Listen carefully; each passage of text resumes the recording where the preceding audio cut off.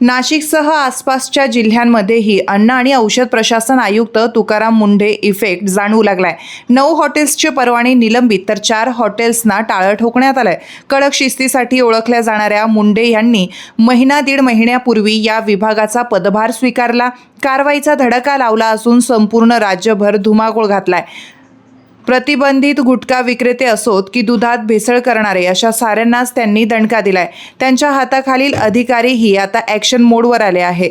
दिवाळी दसऱ्याला धाड टाकण्याचे देखावे करणारे या विभागाचे अधिकारी कर्मचारी भर पावसातही कामाला लागलेत। आता हॉटेलही कारवाईच्या टप्प्यात आले आहे। विशेष म्हणजे ही कारवाई थेट नाशिक शहरासह संपूर्ण विभागात झाली आहे। पंचवटीतील हॉटेल ग्रीन वॉल, द्वारका येथील हॉटेल राधिका, पेठ रोडवरील हॉटेल क्राउन पॅलेस, सिन्नर येथील हॉटेल लक्ष्मी या हॉटेल्सचे परवाने निलंबित करण्यात आले आहे। जळगाव येथील हॉटेल त्रिमूर्ती, हॉटेल भानू, नंदुरबार येथील जाधव रेस्टॉरंट यांचेही परवाने निलंबित करण्यात आले आहे।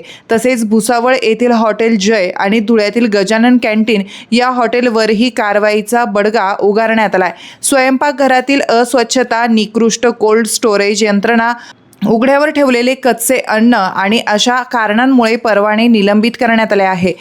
कामगारांनी स्वतःची निगा राखणं गरजेचं असताना त्यांनी स्वतः दुर्लक्ष तर केलंच, शिवाय व्यवस्थापनही कानाडोळा करताय।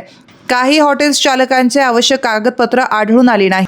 अन्न आणि औषध प्रशासन विभागाच्या पथकानं जुलै महिन्याची सुरुवातच या धडाकेबाज कामगिरीनं केली। 20 हॉटेल्स आणि आस्थापनांची चौकशी केली।